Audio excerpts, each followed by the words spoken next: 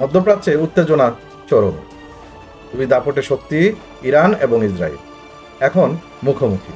এখন প্রশ্ন উঠেছে, শেষ পর্যন্ত বিজয় কার হবে? প্রযুক্তিতে পটু ইসরায়েল, নাকি ধৈর্য, কৌশল ও দীর্ঘমেয়াদী প্রস্তুতিতে শক্তিশালী হয়ে ওঠা ইরান? উত্তরটা সরল নয়, তবে ঘটনার প্রবাহ ইঙ্গিত দিচ্ছে এক অজানা, অস্বস্তিকর সত্যের দিকে। সম্ভবত ইসরায়েল এবার পারবে না। ইরানের ভয়ঙ্কর প্রস্তুতি। গত কয়েক বছর ধরে ইরান তার সামরিক প্রস্তুতিকে এমন এক উচ্চতায় নিয়ে গেছে, যা শুধু আত্মরক্ষার জন্য নয়, বরং আক্রমণের জবাব দেওয়ার জন্যও। হাইপারসোনিক মিসাইল, ভূগর্ভস্থ সুরক্ষিত ঘাঁটি, উন্নত ড্রোন প্রযুক্তি এবং এমন মিসাইল যা স্যাটেলাইটের নজরেও এড়িয়ে যেতে সক্ষম, সবই প্রমাণ করে ইরান এখন প্রস্তুত এক দীর্ঘমেয়াদী যুদ্ধের জন্য। এটা আর কোনো সাধারণ সীমান্ত সংঘর্ষ নয়, এটা একটি পূর্ণমাত্রার যুদ্ধনীতি, যেখানে প্রতিটি পদক্ষেপ এসেছে বছর জুড়ে পরিকল্পনার ফসল হয়ে। প্রযুক্তিতে এগিয়ে ইসরায়েল, কিন্তু ইসরায়েল নিঃসন্দেহে প্রযুক্তিতে উন্নত, কিন্তু তারা ছোট একটি ভূখণ্ডের অধিকারী, আর ঘিরে আছে শত্রুদের দ্বারা। উত্তরে হিজবুল্লাহ, দক্ষিণে হামাস, পশ্চিমে হুতি বিদ্রোহীরা, আর কেন্দ্রে ইরান।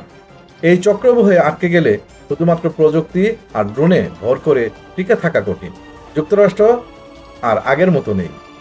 অনেকেই মনে করেন ইসরায়েলের পিছনে যুক্তরাষ্ট্র আছে বলেই তারা অজয়, কিন্তু বাস্তবতা বদলে গেছে।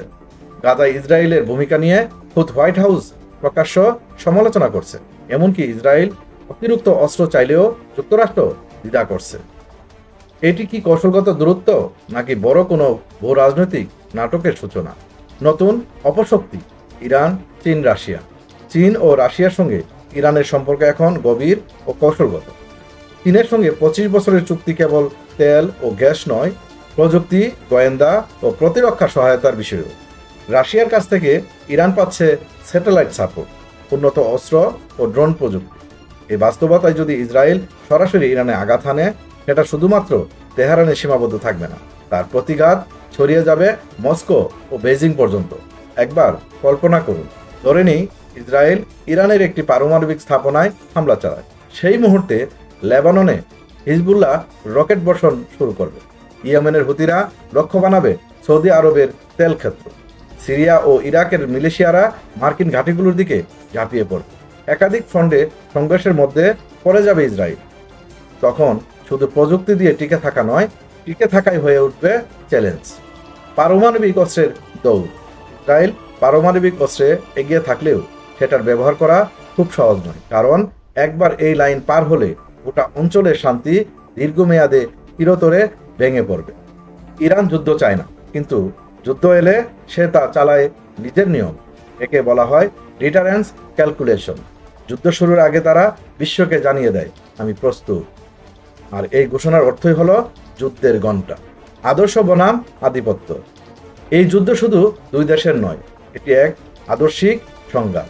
পশ্চিমা আধিপত্যের সামনে দাঁড়িয়ে আছে এক ঐতিহাসিক, ধর্মীয় ও ভূ রাজনৈতিক পরিচয়ের রাষ্ট্র ইরান। আর যখন কেউ অস্তিত্ব রক্ষার জন্য লড়াই করে, তখন তাকে হারানো এত সহজ নয়। যুদ্ধ শুরু হলে কারা জিতবে? প্রযুক্তি দিয়ে আধিপত্য কায়েমকারী ইসরায়েল, নাকি কৌশল, ধৈর্য ও প্রস্তুতির প্রতীক ইরান? এই মুহূর্তে বলা যায় প্রযুক্তির চেয়েও জোরালো হতে পারে কৌশল, আর সেই খেলায় এখন ইরানই এগিয়ে। ইসরায়েলের সামনে হয়তো অপেক্ষা করছে এমন এক ভুল পদক্ষেপ, যেখান থেকে আর ফিরে আসার পথ থাকবে না।